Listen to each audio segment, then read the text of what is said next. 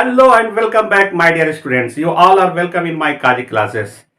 Guys, आज जो मैं चैप्टर पढ़ाने जा रहा हूँ ये चैप्टर बहुत ही इंटरेस्टिंग है, बहुत ही रोमांटिक है और उस चैप्टर का नाम है एन एपिटाफ। आप इसे एन एपिटफ भी बोल सकते हैं। Do you know about epitaph? क्या आप जानते हैं कि ये एपिटाफ क्या है? एपिटाफ क्या है? एपिटाफ मीन्स होता है शिलालेख। हिंदी लिख लीजिएगा। एन एपिटाफ का मीनिंग होता है शिलालेख। कब्र पे जो मकबरा बना दिया जाता है। आप देखते होंगे कि जब किसी आप मजार शरीफ पर जाते हैं तो मकबरा बना रहता है। बड़े बड़े राजा महाराजा का मकबरा बना रहता है, वो किसी की याद में बनाया जाता है और उस मकबरे पे पत्थर पे कुछ लेख लिखा जाता है। उसका नाम, उसके जन्म, उसके पैदाइश, उसका अच्छा कर्म जो भी हो। ओके, तो टोटल शॉर्ट में कुछ उसका डिटेल लिखा जाता है। उसी को कहते हैं शिलालेख। जो कब्र में जो पत्थर लगा रहता है, मकबरे में जो पत्थर लगा रहता है, उस पत्थर पर जो लिखा जाता है उसी को कहते हैं शिलालेख। तो एन एपिटाफ मीन्स होता है शिलालेख। शिलालेख क्या होता है वो भी मैं बता दिया।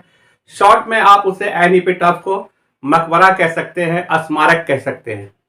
तो आइए, ये टॉपिक बहुत ही इंटरेस्टिंग है, बहुत ही इंटरेस्टिंग है। आप इसे जानिए। आइए देखिए, come to the point. An epitaph को लिखा है composed by Walter de la Mare. कौन लिखा है? Walter de la Mare. Summary, the fantastic poem an epitaph has been composed by Walter de la Mare. ये बहुत बढ़िया पोएम है, फैंटास्टिक पोएम है, बहुत ही इंटरेस्टिंग पोएम है, जिसे कि लिखा है, कंपोस्ट किया है, इस कहानी की रचना की है, इस कविता को लिखा है वाल्टर डी ला मेयर ने। ओके, समझ गए ना? आप रिटन भी लिख सकते हैं, लेकिन रिटन से अच्छा होगा कंपोस्ट। जो मीनिंग रिटन का होता है वो कंपोस्ट का होता है, लेकिन कंपोस्ट अच्छा वर्ड है, आप इसे ही यूज कीजिए।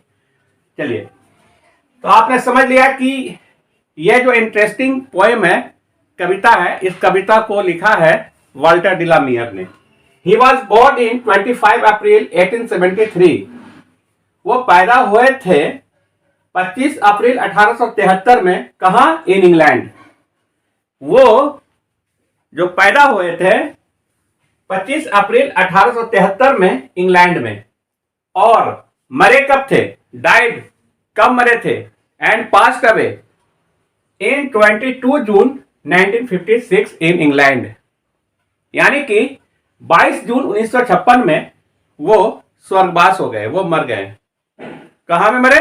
इंग्लैंड में ही। यानी कि इंग्लैंड में जन्मे और इंग्लैंड में ही मर गए। ठीक है, ये ऑब्जेक्टिव पूछता है, आप इसे याद रखिएगा। समझ गए ना? ऑब्जेक्टिव में पूछेगा आपसे। तो आपने इतना समझ गए इसका बैकग्राउंड। आइए अब आगे बढ़ते हैं। Epitaph is a tomb of a dead body. Epitaph अभी ने बताया ना, टॉम्ब माने वही होता है मकबरा, स्मारक। तो एपिटाफ क्या है? एक मकबरा है, एक स्मारक है। किसका? Epitaph is a tomb of a dead body where lies a most beautiful and charming lady. बात समझिए क्या बोला जा रहा है। एपिटाफ एक मकबरा है जहां एक खूबसूरत, बहुत ब्यूटीफुल, बहुत हसीन और जमील लेडी, बहुत ही चार्मिंग लेडी लेटी हुई है उस मकबरा के अंदर। यानी मरने के बाद उसे दफन कर दिया गया है और उसका मकबरा बना दिया गया है। फिर से समझ लीजिए, epitaph is a tomb of a dead body. Epitaph जो है एक डेड बॉडी का टॉम्ब है, मकबरा है। वेयर, जहां lies a most beautiful and charming lady, जहां एक खूबसूरत, हसीन, अट्रैक्टिव लेडी लेटी हुई है, यानी कि सोई हुई है, यानी कि फाइनल रेस्ट कर रही है, मर गई है। तो क्या है? डेड क्या है? जो डेड हो गया वो क्या? फाइनल रेस्ट है। जो मर गया उसको आप बोल सकते हैं फाइनल रेस्ट ऑफ लाइफ, है ना? ऐसे तो आप सोते हैं और जागते हैं, ये फाइनल रेस्ट नहीं है, लेकिन आखिरी जो इंसान मरता है, जो सो जाता है, वो उसको फाइनल रेस्ट हम बोल सकते हैं अकॉर्डिंग टू जिन्ना सर। ठीक है, मेरे अनुसार। आगे का लाइन देखिए क्या बोल रहे हैं। That was even born in the western country. अब ये लेडी कहां की है? वेस्टर्न कंट्री की है, पश्चिमी देश की है। और पोएट साहब क्या कह रहे हैं? उसके बखान कर रहे हैं, उसकी तारीफ कर रहे हैं कि वो इतनी खूबसूरत लेडी है कि पश्चिमी देश में मेरे ख्याल से इस तरह की कोई लेडी नहीं है ना? इतनी खूबसूरत लेडी देखने को नहीं मिली है। चलिए आगे। इनफैक्ट सचमुच the poet loved very much that beautiful lady. The poet loved very beautiful the poet loved very much that very beautiful lady.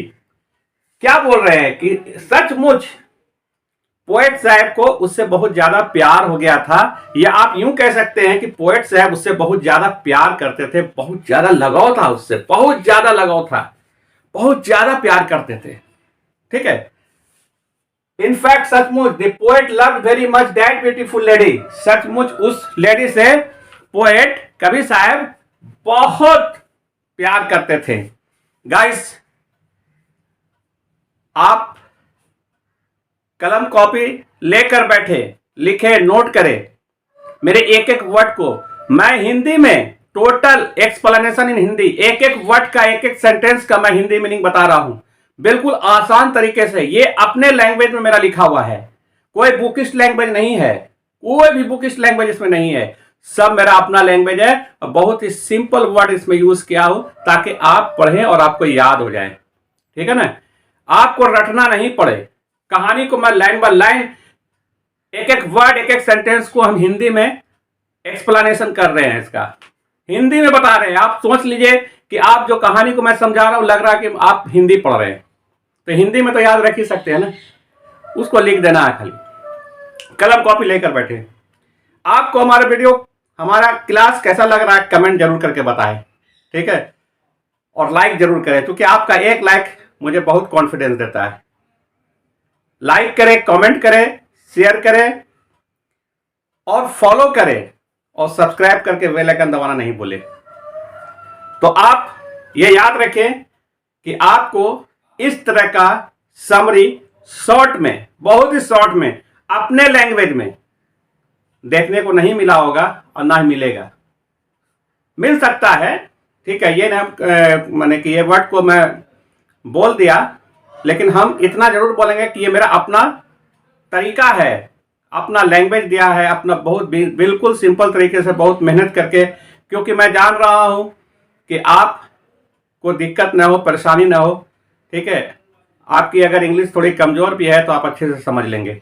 Next, the poet cries a lot after hearing of her death and gets upset. अब यहां पर समझिएगा, एक line में आगे बढ़ गया। ठीक है, ये तो आप समझ गए कि पोएट साहब बहुत उससे प्यार करते थे। उसके आगे क्या कहता है? It is very regrettable. Regrettable it means कि बहुत अफसोस के साथ, दुख के साथ कहना पड़ रहा है। इट इज वेरी रिग्रेटेबल, समझ गए ना? मीनिंग भी समझ लिए। बहुत अफसोस के साथ कहना पड़ रहा है, बहुत दुख के साथ कहना पड़ रहा है। क्या? दैट कहना पड़ रहा है कि it is very regrettable that, है ना? ये बहुत अफसोस की बात है कि one day the beautiful lady whom the poet, whom माने जिसे, whom the poet loved dies and she is buried in the grave। अब तोड़ के समझिए। It is very regrettable that, बहुत अफसोस के साथ कहना पड़ रहा है कि, बहुत अफसोस की बात है कि वन डे, एक दिन, द ब्यूटीफुल लेडी, वो खूबसूरत लेडी, whom जिसे, द पोएट लव्ड, जिसे पोएट प्यार करते थे, डाइज मर गई, एंड और she is buried in grave. Buried means होता है दफना दिया जाता है ना? उसे दफना दिया गया, किसमें? ग्रेव मीन्स कब्र। She is buried in a grave, उसे कब्र में दफना दिया गया। मरने के बाद क्या होता है? ठीक है, तो मर गई तो उसे एक कब्र में दफना दिया गया। वहीं पे टॉम बना दिया गया उसका, ठीक है। अब आगे पढ़ते हैं। जब वो मर गई और उसे दफना दिया गया तो फिर क्या होता है? The poet cries a lot after hearing. After hearing means होता है सुनने के बाद, हियर मीन्स होता है सुनना, आफ्टर हियरिंग। अभी पोएट साहब को मालूम नहीं है कि वो मर गई है, लेकिन जैसे ही उसके डेथ का खबर सुनते हैं पोएट साहब, जैसे ही पोएट साहब उसके डेथ का खबर सुनते हैं, खूब रोने लगते हैं, तड़पने लगते हैं, अपसेट हो जाते हैं, समझ गए ना, उदास हो जाते हैं, गमगीन हो जाते हैं। The poet cries a lot, a lot माने बहुत ज्यादा। पोएट बहुत रोने लगते हैं after hearing of her death, उसके मरने की खबर सुनकर। उसके बाद क्या होता है देखिए, एंड अपसेट, और बिल्कुल उदास हो जाते हैं, है ना, गमगीन हो जाते हैं। फिर क्या होता है? So the poet expressing his sad feelings, so the poet expressing his sad feeling, express के मीन्स होता है वर्णन करना, ठीक है। तब पोएट साहब अपने दिल की बात को, जो उसके दिल में थी, उसको एक्सप्रेस करते हैं, उसको बताते हैं, वर्णन करते हैं, अपनी फीलिंग को वर्णन करते हैं, ठीक है। फॉर दैट लेडी, उस लेडी के बारे में पोएट साहब बताते हैं अपनी फीलिंग को। क्या बोले पोएट साहब? So the poet expressing his side feelings for that lady, तब उस लेडी की वो व्याख्या करते हैं, अपने फीलिंग को उस लेडी के बारे में बताते हैं कि उसकी फीलिंग उस लेडी के प्रति क्या थी। चलिए आगे बढ़ते हैं। The poet goes to tomb. अब क्या हुआ? आप भी सुनते होंगे कि कोई बंदा मर गया है तो बहुत अफसोस करते ही है, लेकिन कम से कम एक बार आप जरूर विजिट करते हैं, है ना, ग्रेव यार्ड जाते हैं, उसके कब्र पर जाते हैं, उसके टॉम्ब पे जाते हैं, ठीक है। आप को पता होगा कि क्रिश्चियन हो या मुस्लिम हो, इस्लाम धर्म से जो बिलोंग करते हैं, जो मुस्लिम होते हैं और जो क्रिश्चियन होते हैं, उसे बरीड किया जाता है, कब्र में दफन किया जाता है। सुपुर्दे खाक, माने मुस्लिम को बोल सकते हैं कि उसे उर्दू में कि सुपुर्दे खाक किया जाता है, तो उसे दफना दिया जाता है कब्र में, ठीक है ना, क्रिश्चियन और मुस्लिम में, ठीक। चलिए अब क्या होता है कि पोएट साहब उस लेडी के बारे में अपने फीलिंग को बताते हैं, ठीक है। और फिर क्या होता है कि the poet goes to tomb, और तब पोएट साहब क्या करते हैं, आखिरी क्या सोचते हैं कि अब तो वो मर ही गई, अब चलते हैं उसके मकबरा पर, स्मारक पर। तो वो उसके टॉम पर जाते हैं, मकबरा पर, which was made in the memory of that lady, memory means याद में, ठीक है। और विच वॉज मेड, जिसे बनाया गया था, टॉम को किस लिए बनाया था? किसी के याद में। अभी मैंने आपको बताया ना कि मकबरा हो, स्मारक हो, किसी की याद में बनाया जाता है, उस पर कुछ शिलालेख पत्थर पर लिखा जाता है। तो वो टॉम पर गए, which was made in the memory of that lady, जिसे कि बनाया गया था उस लेडी की याद में, समझ गए ना। अब आगे देखिए क्या कहता है, वहां बैठ जाते हैं। ही cries bitterly sitting near epitaph, epitaph means स्मारक, मकबरा, वहां पर जाके बैठ जाते हैं गमगीन और उदास होकर के, और बेचारे बहुत फूट फूट कर रोने लगते हैं, फूट फूट कर रोने लगते हैं। बिटरली मीन्स होता है फूट फूट कर, क्राइज रोते हैं। देखिए क्राइज का लिटरली मीनिंग तो होता है चिल्लाना, लेकिन विप मीन्स होता है रोना, तो बिटरली विप भी लिख सकते हैं आप, लेकिन बिटरली क्राइज यहां पर ज्यादा अच्छा होगा। विप मीन्स होता है कि थोड़ा धीरे रोना, है ना, काबू रख के रोना। ये क्या होता है कि आउट ऑफ कंट्रोल रो रहे थे, तब ना उसको हम क्राइज लगाया यहाँ पे। तो बिटरली क्राइज भी लिख सकते हैं, बिटरली विप भी लिख सकते हैं। तो ही cries bitterly sitting near epitaph, वो एपिटाफ मकबरा स्मारक के नजदीक बैठ जाते हैं और खूब फूट फूट कर रोते हैं, आंसुओं से रोते हैं। एंड सेड, कहते हैं, that you left me alone, that you left me alone, कहते हैं, कह रहे तुमको हम इतना प्यार करते थे, तुम्हारे सिवा मेरे लिए कुछ नहीं था, तुम ही दिन थी, तुम ही रात थी, आज तुम मुझे अकेला छोड़कर चली गई, तुम फाइनल रेस्ट कर रही हो और आप मुझे अकेला छोड़कर चले गए। यही बोलते हैं टॉम पे बैठ के, एपिटाफ पे बैठ के। अब आगे क्या होता है, वो कहते हैं कि तुम मर गई, मुझे छोड़कर अकेला, मुझे अकेला छोड़ दिया इस दुनिया में, मैं तो तुम्हारी याद में जी रहा था, लेकिन आज तुम मुझे अकेला छोड़कर चली गई।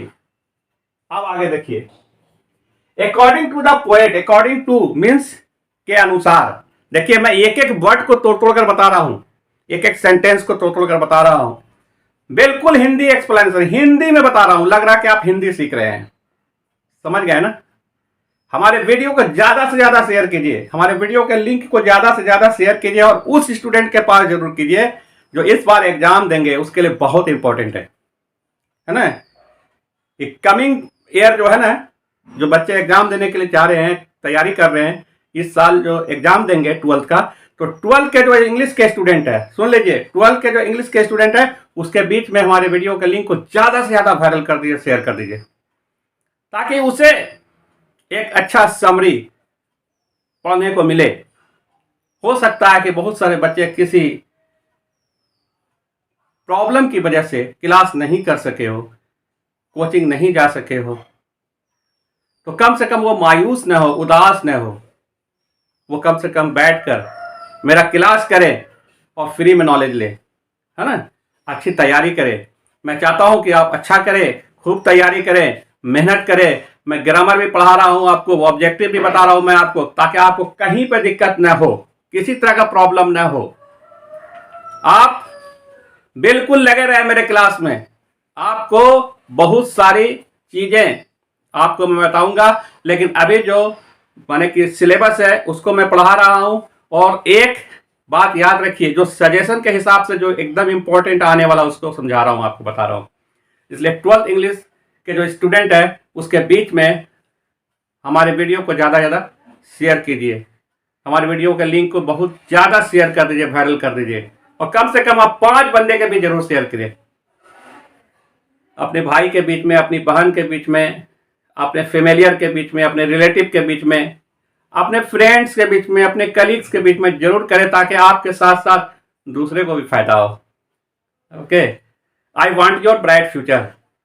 आप तरक्की करें, अच्छा करें, कुछ बने, ये मेरी दुआएं। आगे देखिए, अकॉर्डिंग टू पोएट, पोएट के अनुसार she was the most beautiful lady in western country. बाप रे बाप, क्या बात है, क्या बात कहा है पोएट साहब। पोएट के अनुसार she was the most beautiful lady in the western country, माने उनके अनुसार पूरी पश्चिमी देश में, वेस्टर्न कंट्री में उससे ज्यादा खूबसूरत कोई लेडी ही नहीं थी उसकी नजर में, पोएट की नजर में उससे ज्यादा कोई खूबसूरत लेडी पूरे पश्चिमी देश में, वेस्टर्न कंट्री में नहीं थी भाई, नहीं थी। अब सोच लीजिए क्या चीज थी वो, कैसे पोएट से भूल सकते हैं इतनी खूबसूरत लेडी जिससे उसको प्यार हो गया, और पूरे वेस्टर्न कंट्री में ऐसी लेडी नहीं थी। उसे भुलाया जा सकता है? उसे बुलाया जा सकता है? नहीं, कभी नहीं बुलाया जा सकता है। तो वो कैसे भूल सकते हैं? किस्मत से उन्हें ऐसी लेडी मिल गई थी, इतनी खूबसूरत, इतनी हसीन, उसके लिए तड़प रहे हैं। अब कह रहे हैं कि तुम जैसी खूबसूरत पूरे वेस्टर्न कंट्री में नहीं है। अब आगे देखिए, and A such A lady, और इस तरह की लेडी रेयरली फाउंड। वाह वाह, क्या बात है। And such A lady rarely found, और ऐसी लेडी दुर्लभ ही देखने को मिलती है, दुर्लभ ही देखने को मिलती है, बहुत कम देखने को मिलती है, यानी कि बहुत कम, माने दुनिया में उसके लिए वही एक हसीन थी लेडी। और उन्होंने कहा कि ऐसी लेडी जो है दुनिया में बहुत कम देखने को मिलती है, दुर्लभ ही रहती है, दुर्लभ ही मिलती है। समझ गए ना, रेयरली फाउंड, बस यही समझिए। But no one's beauty is permanent. अब क्या कीजिएगा, फिर वो एक अपने आप पे पेशेंस रखते हैं और बोलते हैं, क्या बोलते हैं, देखिए बहुत अच्छा वर्ड है, बट लेकिन no one's beauty is permanent. इन्होंने कहा, अपने आप को संतोष दे रहे हैं कि क्या कीजिएगा, किसी की खूबसूरती एक सा हमेशा जीवन भर एक तरह नहीं रहती है, किसी की खूबसूरती जिंदगी भर स्टेबल नहीं रहती है। अस्थाई नहीं होती है। कितनों खूबसूरत, ज्यादा से ज्यादा खूबसूरत को ले लीजिए, अच्छे से अच्छे एक्ट्रेस को ले लीजिए आप, या आप मिस वर्ल्ड, मिस यूनिवर्स को ले लीजिए, कितनी खूबसूरत होती है। उसका एक एक चीज को काउंट किया जाता है, देखा जाता है। तो क्या वो जीवन भर ऐसे ही रहती है? नहीं ना, वो जीवन भर ऐसी नहीं रहती है। जितनी खूबसूरत आज नजर आ रही है, कल वो इतनी खूबसूरत नजर नहीं आएगी। वही उन्होंने कहा कि यहां पे जो वो बोल रहे हैं, but no one's beauty is permanent, कोई भी खूबसूरत चीज परमानेंट नहीं होता है।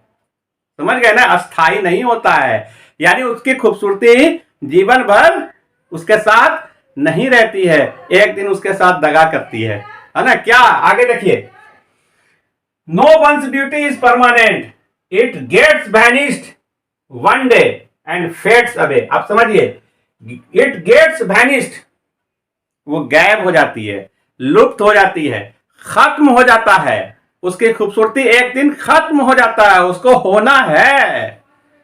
ठीक है, ये नेचर का रूल है। उसकी खूबसूरती एक दिन वैनिश हो जाती है, नष्ट हो जाती है, खत्म हो जाती है, लुप्त हो जाती है। एंड फेड्स अवे, यहां पर फेड्स अवे मीन्स होता है मुरझा जाना, है ना, ढल जाना। और उसकी जवानी एक दिन, उसकी खूबसूरती एक दिन ढल जाती है। इट मीन्स कि कोई भी खूबसूरत चीज हो, उसे एक दिन मरना है। ठीक है, और मरने से पहले उसकी खूबसूरती को एक दिन ढलना है, खूबसूरती उसकी खत्म हो जाती है। तो कोई भी खूबसूरती हो, कितनों खूबसूरत लेडी हो, ओके, लेडी और जेंट्स जो भी हो, कितनों खूबसूरत हो, उसकी खूबसूरती परमानेंट नहीं होती है, टेम्पररी होती है, और उसे एक दिन खत्म हो जाना होता है। उसकी खूबसूरती एक दिन खत्म हो जाती है, और उसकी जवानी, उसकी खूबसूरती एक दिन ढल जाती है, मुरझा जाती है। ठीक है, अब जैसे फ्लावर है, फ्लावर कितना खूबसूरत होता है, कितना खूबसूरत होता है। उसके बाद एक समय ऐसा आता है, या फ्लावर को तोड़कर आप 2 दिन रख दीजिए, उसके बाद देखिए क्या हाल होता है, फिर उस फ्लावर को उठा के फेंक देते हैं। और अगर वो फ्लावर को तुरंत तोड़कर लाते हैं या कोई ला के देता है, तो उसे आप बुके में लगा देते हैं, या कहीं पर खोज देते हैं, ठीक है ना, या कहीं पर रख देते हैं, अच्छा लगता है। चलिए आगे, अब देखिए आगे क्या कहता है। हाँ, तो क्या बोल रहे हैं, no one's beauty is permanent, it gets vanished one day and fades away. कोई भी खूबसूरती जीवन भर एक तरह की नहीं होती है, उसे एक दिन ढल जाना होता है, उसे एक दिन गायब हो जाना होता है। ठीक है, समझ गए ना। अब देखिए,